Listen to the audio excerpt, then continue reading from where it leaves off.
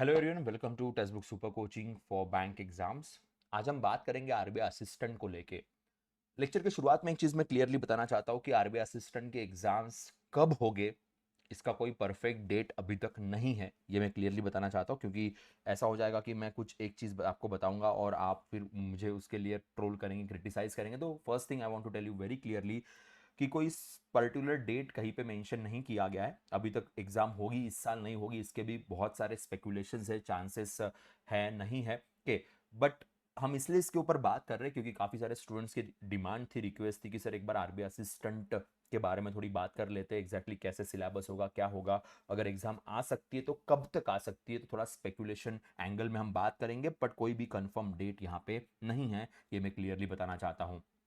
Before that, if you want to subscribe this channel तो एक बार subscribe जरूर कर दीजिएगा, और सेशन अगर आपको फ्रूटफुल लगा तो लाइक और शेयर भी जरूर कर दीजिएगा। दोस्तों, इस टेलीग्राम ग्रुप जहां से आपको आने वाले टाइम पे सारे सेशंस की जानकारी भी अवेलेबल होती है। लास्ट टाइम जब आरबीआई ने असिस्टेंट का पोस्ट निकाला था, तब 2023 की हम बात करते हैं। 2023 के अक्टूबर, सितंबर अक्टूबर के टाइम पे ये नोटिफिकेशन यूजुअली जारी किया गया था। तो आप यहाँ देख सकते हो नोटिस डेट अक्टूबर 6 के, तो यहाँ पे भी आप देख सकते हो। तो सितंबर अक्टूबर के टाइम पे ये यूजुअली नोटिफिकेशन आया था। उसके पहले 2021 की बात करेंगे, 2021 में फेब में ही नोटिफिकेशन आ गया था, और एग्जाम जो थी ऑलमोस्ट मई तक एग्जाम सारी कंडक्ट की जा रही थी। तो फेब में नोटिफिकेशन था। मार्च की अगर हम बात करें तो मार्च तक फॉर्म फिल करने थे। उसके बाद ऑनलाइन प्रिलिमिनरी टेस्ट भी मार्च में ही ऑर्गेनाइज किया गया था, और मेंस जो थी वो मई में ऑर्गेनाइज की गई थी। तो एक एक ईयर के गैप के बाद आपको यहाँ पे नोटिफिकेशन देखने को मिलता है, इसलिए चांसेस बहुत ज्यादा है कि शायद 2025 में भी इनका नोटिफिकेशन आ जाए, बिकॉज लास्ट ईयर नोटिफिकेशन नहीं था। तो नोटिफिकेशन वाज इन 23, जो आरबीआई की वेबसाइट पे आपको दिख जाएगा, 21 again from the RBI website. So 25 में चांसेस ज्यादा है। अब कब आ सकता है? तो प्रोबेबिलिटी जैसे लास्ट टाइम सितंबर अक्टूबर के टाइम पे आया था, तो उसी समय हम एक्सपेक्ट कर सकते हैं कि शायद असिस्टेंट का नोटिफिकेशन आएगा। कुछ लोग ये अफवाह फैलाते कि असिस्टेंट का आएगा तो ग्रेड बी का नहीं आएगा, ग्रेड बी का आएगा तो असिस्टेंट का नहीं आएगा। ऐसा नहीं होता है कि असिस्टेंट का यूजुअली हर साल देखने को नहीं मिलता है। एक एक ईयर के गैप के बाद यूजुअली वो लोग निकालते हैं, यूजुअली कह रहा हूं मैं कि वैसा यूजुअली नोटिफिकेशन निकालते हैं। तो चांसेस है कि शायद 2025 में अक्टूबर के आसपास अगर नोटिफिकेशन आए तो ठीक है, अदरवाइज फिर डायरेक्टली 26 में ही हमें देखना पड़ेगा। तो नोटिफिकेशन आने से पहले अगर हम खुद खुद के लिए रेडी रहे, तो खुद अगर हम थोड़ा सा अपना प्रिपरेशन कर ले तो हमारे लिए बेटर होगा। असिस्टेंट की जब एग्जाम होती है तो ये क्लरिकल लेवल की एग्जाम है, तो इसमें इंटरव्यूज नहीं होते। इसमें प्रिलिमिनरी टेस्ट होगी, इसमें मेंस होगा, और लैंग्वेज प्रोफिशिएंसी टेस्ट। कोई भी क्लरिकल एग्जाम रहे उसमें एलपीटी होती है, लैंग्वेज प्रोफिशिएंसी टेस्ट होती है। तो जिस स्टेट से आप एग्जाम दे रहे हो, जैसे फॉर एग्जाम्पल आप मुंबई रीजन से एग्जाम दे रहे हो, तो आपको मराठी आनी जरूरी है। तो इसी तरीके से रीजन वाइज, सपोज आप एग्जाम दिल्ली रीजन से दे रहे हो, तो ऑफकोर्स आपको हिंदी आनी जरूरी होगी। तो उसी एंगल में ये एग्जाम होता है, तो लैंग्वेज प्रोफिशिएंसी टेस्ट।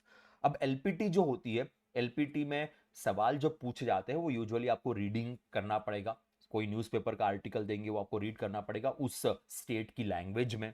आपको आपसे कुछ कन्वर्सेशन किया जाएगा, आपको कुछ शायद कुछ सवाल ग्रामेटिकल एंगल में पूछे जाएंगे जिसके आंसर्स आपको करने पड़ेंगे। तो एलपीटी बहुत सीरियस तरीके से होती है। अगर एलपीटी में आपने सही से परफॉर्म नहीं किया तो रिजेक्शन के चांसेस है। इसलिए फॉर्म फिल करते वक्त सही तरीके से फॉर्म फिल कीजिएगा। अगर आपने किसी और स्टेट से फॉर्म फिल कर दिया और उसकी लैंग्वेज अगर आपको नहीं आती है तो बड़ी दिक्कत होगी। कई बार स्टूडेंट्स क्या करते हैं कि जहां पे वैकेंसी ज्यादा है वहां से फॉर्म फिल करने की कोशिश करते हैं, और एलपीटी के अंदर फिर उनके हालत थोड़ी खराब हो जाती। तो क्योंकि बाकी बैंक एग्जाम में एलपीटी में थोड़ा बहुत चांस मिल जाता है, थोड़ा बहुत होता है, बट आरबीआई के केस में एलपीटी बहुत ज्यादा ही डिफिकल्ट लेवल पे चली जाती है कभी कभी, तो थोड़ा संभाल के।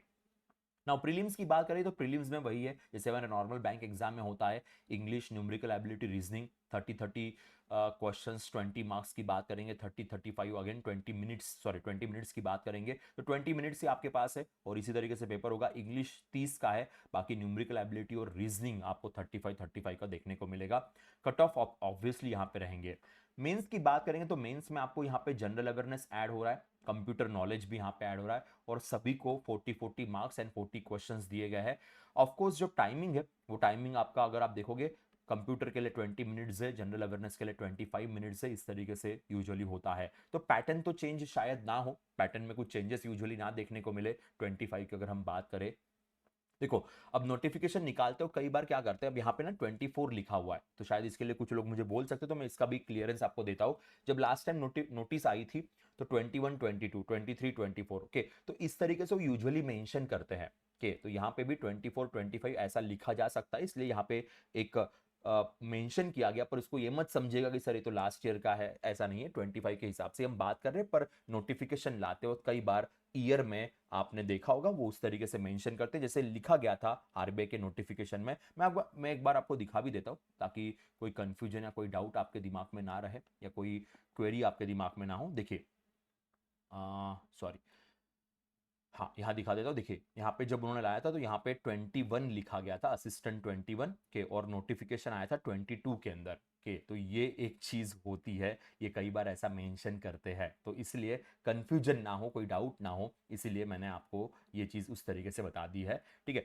एलपीटी, एलपीटी में अगर आप लोकल लैंग्वेज में प्रोफिशिएंट नहीं है तो आपको डिस्क्वालीफाई करते हैं, और ये सीरियसली होता है। मीन्स इसमें मैं मजाक नहीं करना चाहूंगा, पहले था, पहले बहुत आराम से करते थे, पर काफी लोगों ने केसेस वेसेस आरबीआई के ऊपर डाल दी। जब से आरबीआई के ऊपर केसेस लगी तब से आरबीआई काफी सीरियस हो गया अपने एलपीटी को लेके, तो कई बार स्टूडेंट्स को डिस्क्वालीफाई करते, तो यहाँ पे फॉर्म फिल करते हो थोड़ा सा सीरियसली कीजिएगा। एज लिमिट तो वही है, 20 to 28 की बात करेंगे तो एज लिमिट में तो कोई बदलाव नहीं होंगे। ऑब्वियसली इसमें आपको जो है वो एग्जेम्पशन मिल जाएगा, तो 5 इयर्स का एग्जेम्पशन आपको, रिलैक्सेशन मिल जाता है। S C S T OBC अगर नॉन क्रिमिनल है तो 3 साल का, पीडब्ल्यूडी अगर होगा तो 10 इयर्स, 13 इयर्स, 15 इयर्स, इस तरीके से। Even ex serviceman can also go for this exam, क्योंकि क्लरिकल है तो चांस यहाँ पे मिल जाता है। एजुकेशन क्वालिफिकेशन वही bachelor's degree with an aggregate of 50%। S C S T होगा तो सिर्फ आपको क्लियर करनी है, कि बाकी जनरल के लिए 50% वाला कंसेप्ट यहाँ पे रहेगा। ये तो आरबीआई के अंदर होता ही है। 2021-22 की अगर कट ऑफ की बात करें तो रीजन वाइज कट ऑफ यहाँ पे लगते हैं, तो अगर आप जनरल के कट ऑफ देखोगे तो रीजन वाइज यहाँ पे हैदराबाद का कट ऑफ 90.25 गया था। ऑलमोस्ट सभी के कट ऑफ 80 प्लस ही है, 87, 82। तो जहां पे वैकेंसीज थोड़ी ज्यादा है वहां पे थोड़ा कट ऑफ आपको चेंज होते हुए दिखाई देगा। भुवनेश्वर के अंदर कट ऑफ 90.50 था, देन चंडीगढ़ में 90.75, तो अगेन कोलकाता 90.75। तो यहाँ पे आपको 90 प्लस कट ऑफ भी देखने को मिलेंगे कुछ कुछ रीजन्स में। मुंबई में वैकेंसीज बहुत ज्यादा होती है, मुंबई और नागपुर रीजन यहाँ पे काफी वैकेंसीज देखने को मिलती है। अब वो साल पे डिपेंड करेगा, ईयर पे डिपेंड करेगा, तो यहाँ पे थोड़ा सा कट ऑफ आपको कंफर्टेबल जोन में देखने को मिलेगा। सेक्शनल कट ऑफ की बात करें प्रीलिम्स में, तो आप देखो यहाँ पे इंग्लिश में 11 था, ओबीसी के लिए 9, एस सी एस टी के लिए 8, न्यूमेरिकल एबिलिटी 12 कट ऑफ गया था, रीजनिंग का भी 12 कट ऑफ गया था आउट ऑफ 35। तो इस तरीके से यूजुअली, और ओवरऑल की अगर हम बात करें 35 overall was the cut off for 21-22। अगर प्रीलिम्स की बात करें, sectional as well as overall cut off सब कुछ यहाँ पे आपको देखने को मिलेगा, तो ये भी एक फैक्टर ध्यान रखिएगा, जरूरी है एग्जाम के पॉइंट ऑफ व्यू से। सैलरीज की अगर हम बात करें तो सैलरी का थोड़ा सा चेंजेस हो रहे हैं, यहाँ पे सैलरीज काफी बढ़ रही है, तो बेसिक पे 20.70 आपको दिखाई देगी, जो बढ़ के 55.70। पहले पे स्केल 13 से स्टार्ट हो रहा था, अभी 20 से बेसिक पे आपका स्टार्ट हो रहा है, तो अप्रोक्सीमेटली 47,849 के आसपास आपके पास सैलरी आ जाएगी। यहाँ पे 36, तो काफी अच्छी सैलरी है। क्लरिकल लेवल पे 47.849 is a very good salary, no doubt about that, तो अपॉर्चुनिटी बड़ी अच्छी है। तो चांसेस है, स्पेकुलेशन ये है कि शायद इस साल के सितंबर अक्टूबर के आसपास नोटिफिकेशन अगर आ गया तो अच्छा रहेगा, इतनी अच्छी सैलरी की एग्जाम हम क्लियर कर पाएंगे। दोस्तों, प्रिपरेशन की अगर बात करें तो banking insurance exam foundation batch हमारी चल रही है। फाउंडेशन बैच में आरबीआई असिस्टेंट जैसे भी सारी चीजें जो आरबीआई असिस्टेंट के लिए रिक्वायर्ड है, वो बेसिक से एडवांस लेवल तक हमारी पूरी टीम आपको पढ़ाएगी। इसके अलावा हमारा बैंकिंग इंश्योरेंस सुपर पैक होता है, इस सुपर पैक में भी आप एनरोल कर सकते हो। सुपर पैक में ऐसा है कि कल अगर आरबीआई असिस्टेंट का नोटिफिकेशन आ गया तो उसकी बैच, जो सेपरेट बैच होगी, वो इसी के अंदर इंक्लूडेड रहेगी, तो आपको अलग से उसके लिए चार्जेस पे करने की जरूरत नहीं है। अभी अगर आप फाउंडेशन बैच लेते हो और फिर अगर आरबीआई असिस्टेंट की बैच आती है तो वो भी अगर आपको लेनी है तो सब कुछ इसी के अंदर इंक्लूडेड रहेगा। फिलहाल 1233 के अंदर आपको मिल जाएगा, बट आपको PUSHPA के ये कूपन कोड यूज करना पड़ेगा। अब उसे कैसे यूज करना है ये भी मैं आपको एक बार बता देता हूँ, वो भी एक बार हम आपके साथ डिस्कस करते हैं। ये हमारा जो है, आपको देख सकता है सुपर कोचिंग का ये हमारा प्लेटफॉर्म है, तो यहाँ पे सुपर कोचिंग पे क्लिक कीजिएगा। यहाँ पे आपको अलग अलग कोर्सेज दिखाई देंगे। फॉर एग्जांपल यहाँ पे बैंकिंग इंश्योरेंस में हम जाते हैं, तो बैंकिंग इंश्योरेंस में यहाँ पे अलग अलग बैचेस होगी, जो जिस किसी बैच में आपको एनरोल करना आप कर सकते हो। अगर आरबीआई असिस्टेंट का बैच आ गया तो वो भी हम लॉन्च करेंगे। फिलहाल बैंकिंग इंश्योरेंस सुपर पैक में अगर आप जाते हो तो फ्यूचर की 1.5 साल की सारी बैचेस जो भी नहीं आएगी वो सारी इसमें इंक्लूडेड होगी। तो इसमें आपको कोर्सेस मिल जाते हैं। देखिए यहाँ पे आपको लाइव लाइव कोर्सेस मिल जाएंगे, मॉक टेस्ट मिल जाएगी, प्रिंटेड नोट्स रहेंगे।